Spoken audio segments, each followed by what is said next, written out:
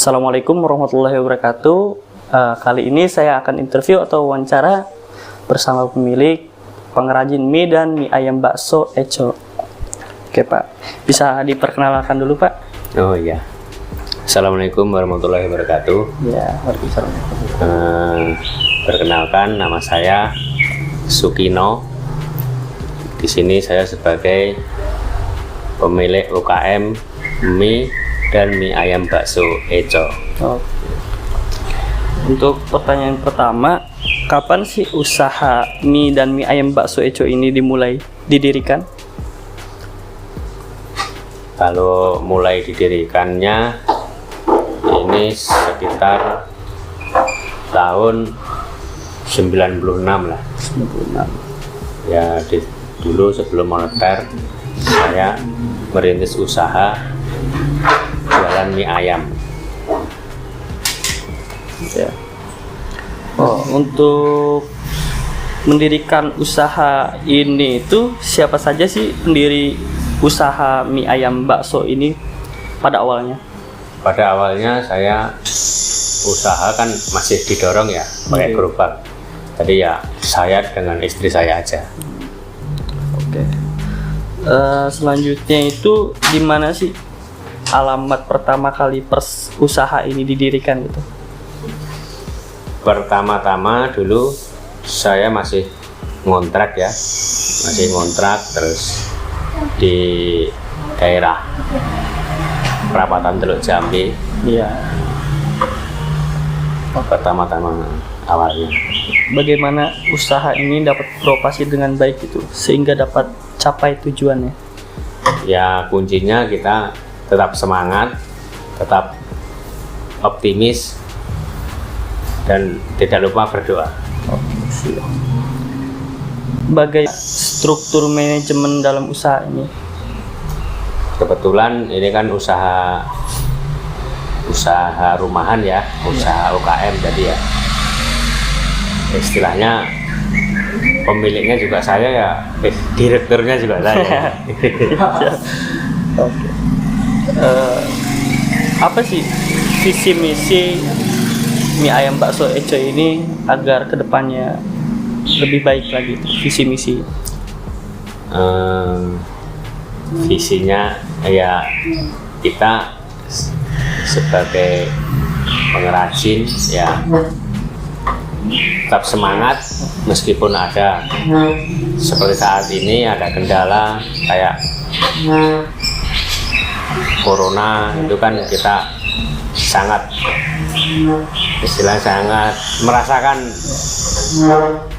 merasakan dampaknya ya. Tapi ya kita tetap semangat, kita berusaha. Ada berapakah jumlah karyawan dalam usaha Bapak ini? Ada 4 orang. 4 orang. Bisa dijelasin 4 orangnya itu untuk bagian-bagiannya? Oh, 4 orang itu kalau yang 2 orang bagian produksi mie ya.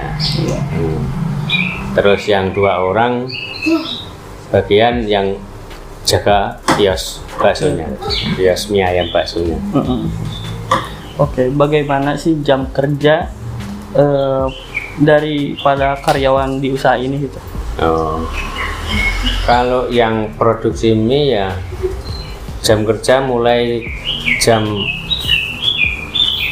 4 pagi sampai jam 10 siang. Kalau yang jaga kios dari jam 8 pagi sampai jam 10 malam. 10 malam. Bagaimana sistem penggajian karyawan dalam usaha ini? Kalau gajiannya bulanan, tapi kita kasih uang makan tiap hari, ada uang makan sama uang rokok.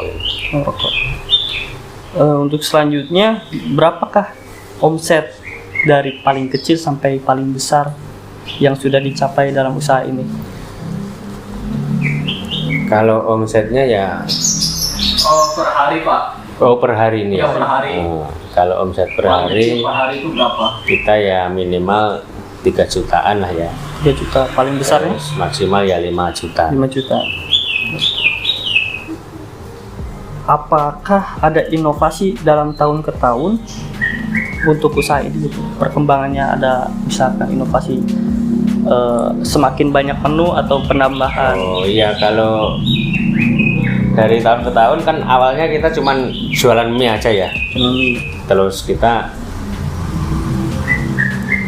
ada juga sekarang tambah jualan bakso juga. Bakso. Terus bakso juga ada macam-macam variasinya, ada jenis-jenis baksonya nih.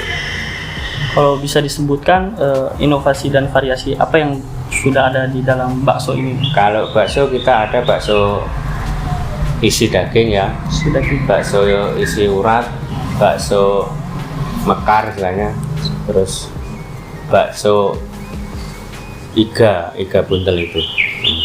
bisa disebutkan produk atau menu apa yang paling best seller, paling laku dalam usaha ini? banyak minati. Nah, kalau produk yang paling laku bakso isi ya, bakso isi itu banyak peminatnya. Bakso isi juga.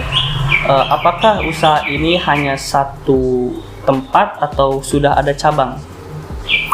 Kebetulan saya punya satu cabang lagi ya. Satu cabang. Berarti ada dua Ada tempat, 2 tempat. yaitu di daerah Lamaran, Di Lamaran. depan Rumah Sakit Lira Medika.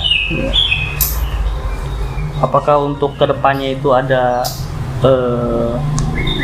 penambahan tempat usaha? Ya kalau namanya usaha ya pasti ada cita-cita ya. Cuman kan kita ada kendala dari segi modal, dari segi waktu. Terus juga menurut Bapak sendiri, apakah harga yang diberikan sudah mengikuti pasaran atau punya sendiri harga khusus? Kalau harga menurut saya sudah sesuai pasaran. Sesuai pasaran. Juga untuk masalah bahan baku itu sendiri gitu, kadang ada yang disupply atau yang diproduksi sendiri, dan misalkan yang diproduksi sendiri itu apa aja, dan yang disiapkan dibeli di luar produksian itu apa saja? Kalau untuk bahan baku mie ya, Ya, produksi mie itu kita disuplai dari pabrik terigu, dari pabrik itu. disebutkan kan ini produknya Ya boleh. dari Bugasari. Bugasari itu dalam bentuk bahan baku dasar atau Ya, sudah jadi? bahkan bahan baku dasar terigu, Oh, berbentuk terigu. Itu yang untuk mie ya. Untuk mie. Nah, untuk Bakso mie ayam bakso itu bahan baku gimana? Beli sendiri atau ada Terus yang kalau yang disuplai itu terigu, terus saus, kecap gitu ya. Itu ada yang mensuplainya. Kalau untuk produksi bakso kita belanja sendiri ke pasar. dan produksi sendiri? Nah, kita produksi sendiri juga karena kita kalau untuk bakso itu kan kita perlu daging yang fresh ya, Ya, yang segar. yang segar. Jadi kita tiap hari belanja. Berarti untuk giling bakso juga sendiri juga Iya. ya? Sendiri. Ada tambahan Tambahan lagi kan? Apa tambahan? Oh. yang mau ditanya nggak? Untuk misalkan dalam satu hari ini misalkan menyiapkan misal beberapa menu gitu, semisalkan itu tidak habis, apakah itu menyisakan untuk besok hari atau sudah jadi expire gitu hari itu yang tidak terjual? Kalau untuk mie kita kuat 2 hari. Kuat 2 hari. Untuk bakso Untuk sendiri? mie ya, mie ya. Kalau untuk bakso kita pakai freezer mas. Oh, pakai freezer. Kita siapin sedikit ya seperlunya, yang lainnya taruh di freezer. Jadi kalau nggak habis kita nggak kebuang gitu. Tidak kebuang. Ya, sudah. Baik. Ada yang mau ditanya? Kalau misalkan omset paling tinggi itu biasanya pada saat apa, Pak? Misalkan kayak waktu pas puasa. Itu paling tinggi. Kalau omset paling tinggi itu sekitar Lebaran ya. Kalau kita lebaran seminggu bisa 2 minggu setelah lebaran itu kita alhamdulillah agak banyak lah omsetnya ya. Untuk lebaran itu kan omset tambah banyak. Iya. Dan apakah itu mempengaruhi harga daging? Kan soalnya untuk lebaran itu kan semua bahan pokok biasanya naik. Iya. Atau gimana? Daging ikut melejit harganya. Iya. Ya emang karena mungkin banyak yang membutuhkan ya lebaran itu daging banyak yang pakai, jadi ya bahan baku meningkat. Kita siasati mungkin ini, kita sehari 2 hari lebaran itu kita naikin harganya. Naikin harga. Kalau enggak kita stok dulu, di stok dulu seminggu sebelum lebaran itu kita udah siapin di freezer gitu.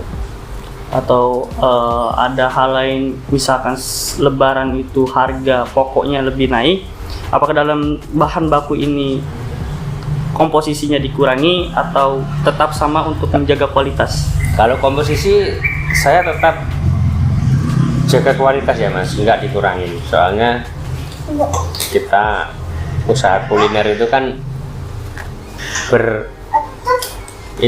berkaitan dengan rasa ya. Iya. Kalau kita komposisinya kita kurangin, otomatis kan rasanya berkurang. Iya. Itu balik lagi kepada inovasi dan visi misi gitu Iya, untuk mungkin kita siasati jaga ya. resep dan kualitas itu pada pelanggan. Ada lagi? Apa ya? Untuk karyawan nih Pak, dari 4 karyawan itu biasanya suka ada masalah gak sih? Mulai dari masalah waktu atau kelalaian gitu Pak, bisa dijelaskan? Kalau kendala mungkin ada ya, tapi ya selama ini bisa diatasi. Saya enggak. Kalau mungkin ya lambat datang apa ya gimana itu udah wajar. Biasanya dikasih ini nggak peringatan gitu? Ya kita kan namanya usaha kuliner ya, mungkin usaha UKM lah. Iya. Nggak kayak di PT gitu kan. Jadi ya mungkin ya tegur lisan aja gitu.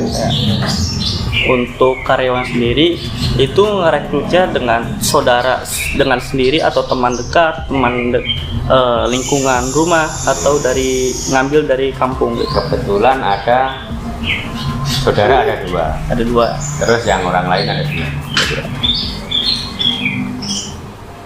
Ya. Kemudian kita ke produksinya. Siap. Produksinya. Tempat produksinya. Iya. Kita lanjut ke tempat produksinya. Bapak jelasin. Oh ya siap.